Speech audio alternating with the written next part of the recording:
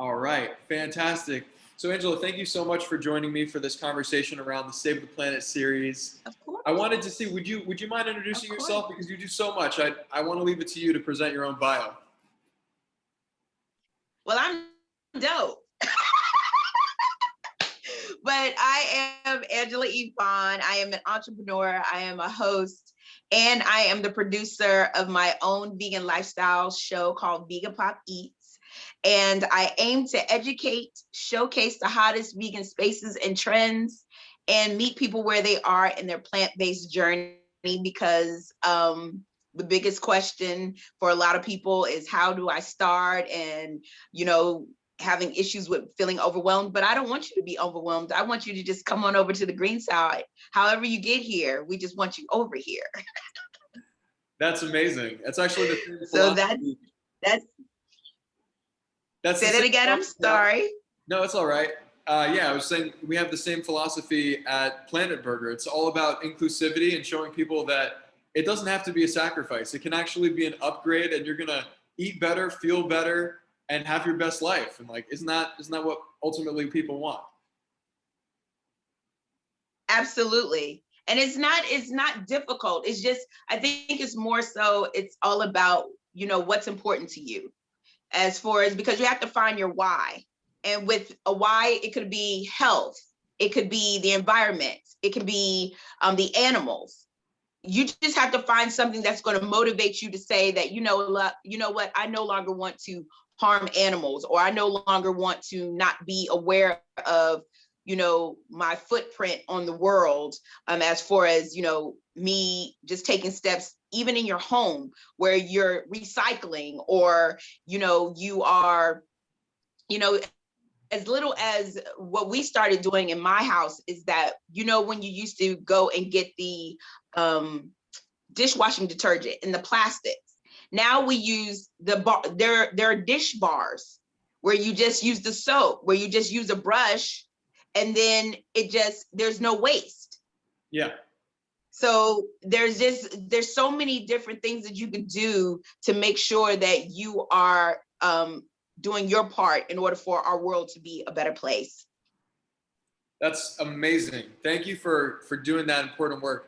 How did you get inspired? How did you get into that space? And what was like the moment you realized this was your calling? Because as you said, it's important to find the why. And I'm curious, how did you find your why? Well, my why was my mother had gotten breast cancer. And when she got breast cancer, I was eating the number two cheeseburgers, large fried chocolate shake. Hey, McDonald's. I was there, Burger King and all of that things. But when she was diagnosed with breast cancer, that's when I started on the vegetarian journey. But then it was 4 years ago when Veganuary started in our household. Well, my roommate and I, we were just like, oh, that's cute. We can, detox. We were getting ready for the summer. So we were just like, we're just going to get rid of, just meat products and let our body rest. But I kept going. But what was so amazing, for the reason why I started Vegan Pop Eats, is that when I moved to New York, I, dealing with my mother's passing, it inspired me to do something that, I've always wanted to do, and I've always wanted to be on television. I mean, my degree's in it, but when, what they don't tell you when you first graduating out of college is that you're not going to be on E at the beginning. You got to go to, I don't know where, Georgia, and tote it for $18,000. And you know what? That wasn't my ministry. It just wasn't my ministry. So I did the PR route. But then when my mother got sick, it sort of got me to thinking about, how I wanted to leave my footprint, or how I wanted to, live my life as being completely happy doing something that I knew I had the talent for, but I hate to use the word lazy, but I was lazy to not want to, go that route. So when I moved to New York, I do, red carpets. I've been a correspondent overseas because I'm fluent on pop culture as well. But then, it started off as in, the entertainment industry is saturated. Everybody wants to be the next Juliana Rancic or, you know, Nina Parker, but it's so saturated, and the odds of you becoming the superstar, I guess, correspondent is rare because people don't leave their jobs once they get it. So it started, I was a host for a show called the L Spot Show here out of Brooklyn. It's a talk show. And we were giving, you know, the assignment of producing our own segments. So I did a segment on convincing my producer to cross over to the green side. And so I took her to a vegan space and she ate the macaroni and cheese and it was done. So when that happened, I was just like, well, you know what? I can merge red carpet, saving the planet, saving my health, talking, eating. I could do all that. And that's how Vegan Pop Eats was created. And it just had its anniversary. It's been a year. It's been a whole year. Wow, congrats. That's epic. And what a journey. I mean, it's phenomenal what you've built. And I'm excited to see it grow. Thank you so much. I'm so excited too, because now I'm able to allow people to know that you can be good to yourself. You can be good to the planet. You don't have to harm anybody. And we eat good over here. The green side is where it's at. I mean, our skin is amazing. We look amazing. We're all 185 years old. We're all vampires because we eat plants. So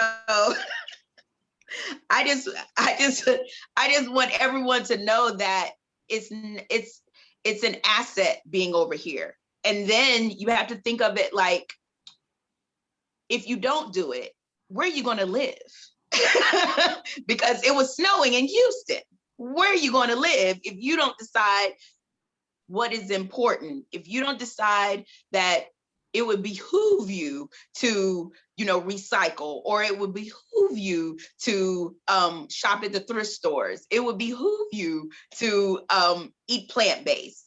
If you don't do it while you can, it's going to seem so much harder later on because, you know, sooner or later, you probably won't have a choice. So it's easier to go without any resistance than to be made to do it, because then it's psychological where you're feeling like you're doing without. But living in this lifestyle, as far as, you know, if your why is about the climate, if your why is about the animals, if your why is about the health, living in this lifestyle, it's more of an asset than it is a liability, because you're learning all kinds of different levels of compassion.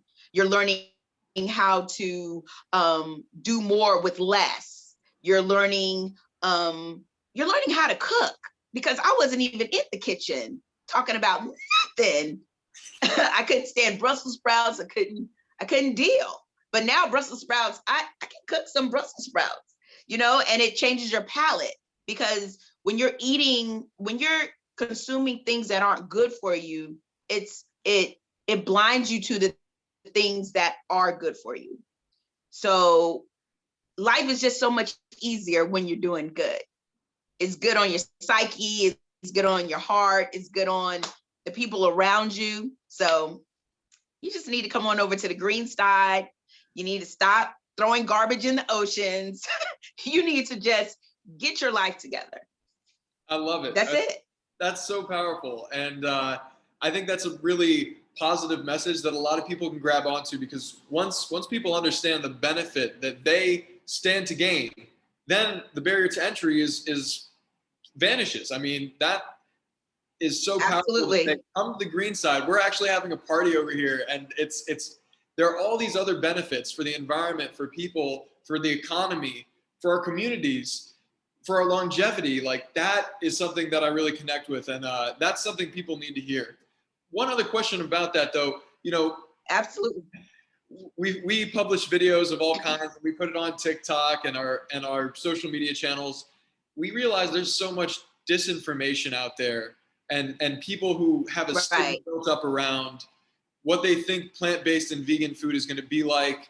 And there's all these myths circulating that I think deter people, because they already make up their mind. So one of the most powerful ways that we actually gain customers is by blind taste tests. We just hand them here's a little bit of chili, here's a little bit of a Yes. burger. They don't know the difference. They think they're having the best chili of their life. And then we're able to break it to them. Hey, this was actually plant-based and there's no cholesterol. There's no risk of heart disease, et cetera, et Right. cetera.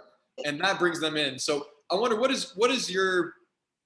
you think are the main obstacles that are out there that prevent people from getting into this world of conscious eating, plant-based, be it vegan, environmentally friendly foods? What are the biggest obstacles out there that activists like yourself are working to break down? The closed-mindedness, if that's a word. Totally, Because yeah. I'll throw words together in a minute. But it's the closed-mindedness, because that. I've been working all day, Jonah. I'm sorry. I know. I've said it But I is got a word. degrees. That's a real thing. But that's one of the reasons why I created Vegan Pop Eats, is because when I first crossed over, I would just show pictures of where I was eating, and everybody was just like, oh my God, what is that? What is that? And I'm just like, it's plants. It's plants. Get you some. So when then it got to be where they would ask me, well, where did you go? What it is? And I was just like, you know what? Why don't I just be the vegan plug, be the vegan concierge, and let them know that we eat good over here? So when I was showing, I've been to Bar Verde. Bar Verde was like the best Mexican food that I've ever had in my life, all plants. And that's Matthew McKinney's, one of his concepts. And Double Zero, best pizza I have ever had. Avant Garden, spaghetti carbonara, you'll slap everybody, vegan. And when I'm showing all of these things and people are just like, oh, so really it's all, the obstacle is that you're so conditioned to have a certain thing, but at the same time that you're conditioned, you're not willing to get information to change your mind. So you're set in a way where you can't believe it. Like, it's almost like you can't believe it's not butter. It's butter. It's just not the butter that you were used to. And plus it's better for you over here. And when people decide that, I think that when you're crossing over, it shouldn't be where you're just like, well, oh my God, I got to give up so much. I would rather just, have what I'm used to. Well, what you're used to is not better than what we have. It's not. And what you're used to is the flavor. It's the seasoning. That's what makes you think that eating an animal-based burger is good. But we know how to season over here. Everybody seasons on this side. Everybody. Yeah. On that side, some of us season, some of us don't.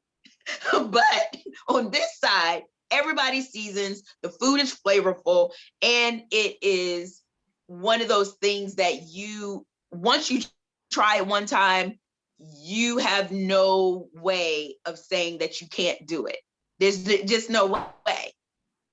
Yeah, I think that's a message people need to hear, is let's reconceptualize our favorite foods, right? Because so much of it is, as you said, is identity, nostalgia. It's what we're used to. We've kind of built up these habits and pathways that are really hard to break out of. But by showing people, you know what? Right. Listen, meat doesn't have to come out of an animal. Meat actually came from plants. Sure doesn't. It's comprised of proteins, fats, trace minerals. It's mostly water, and all of that came from the plant kingdom. So why not go the more efficient and clean route? Go straight to the plants and go to the source. Product, right? So that's actually one of our company's deep-seated beliefs, is go to the source. And that really go to the source. It's the source of life. Is plants. They're doing amazing things with photosynthesis, turning the sun's energy and soil into sustenance. Absolutely. It's a beautiful thing. So, and your body feels different when you're eating plants than it does when you're eating things that it's not supposed to eat. And I get it, through generations, we ate what we had. There wasn't a lot of, well, there was science, but, through, different ways we all got here, it wasn't important. Mm. But now that we have all of these diseases that are coming into play, and if you notice that the people who have eating plants, they're not as sick as half of you guys are. You know, they're not sick because they've built up their immune system and they're feeding you're feeding your body what it needs. And when you feed it what it needs, it performs how you want it to perform. That's so true. And I can relate to that because I went vegan a little over a year ago. I've been vegetarian and plant-based before then, but I have so much better energy levels throughout the day, Yes, consistent energy. I feel like I can eat 3 burgers. I do eat 3 burgers because I work in the restaurants, and like I eat 3 plant-based burgers. I'm ready to run 3 miles, and I'm not, absolutely. I would have, if those had been beef or animal-based patties, I would have had to take an hour-long siesta in order to recover. Absolutely. But it's just a much cleaner way of doing things. And then, of course, the environmental benefits are so powerful. 99% less water, 93% less land, generates 90% fewer greenhouse gas emissions, compared to a beef patty Right. that our burgers. So there's so many reasons to get behind it and to get into the movement. We got to wrap here in a second, but I want to just get your thoughts. Okay.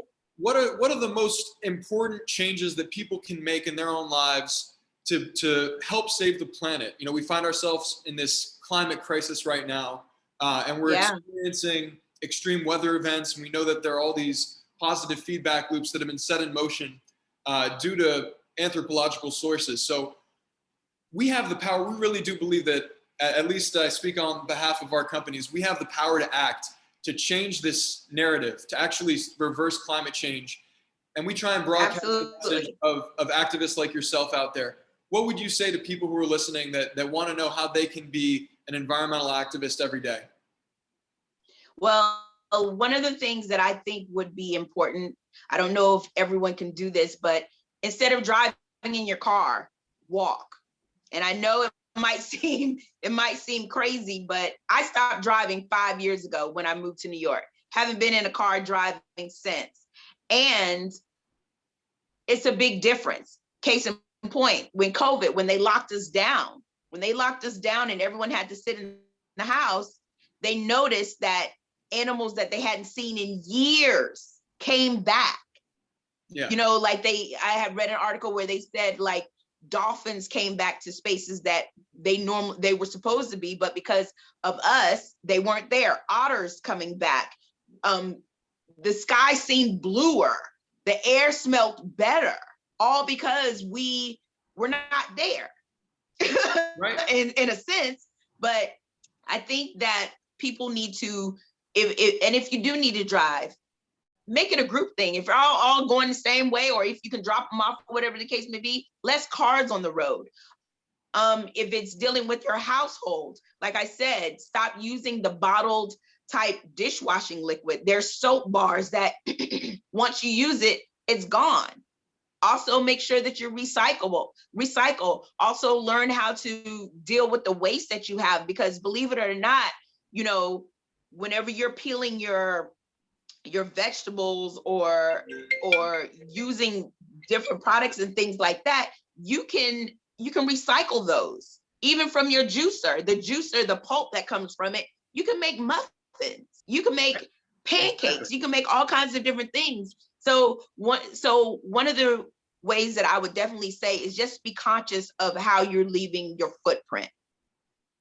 Definitely. And if you don't have to waste, don't do it. And if you do have waste, find a way to repurpose it.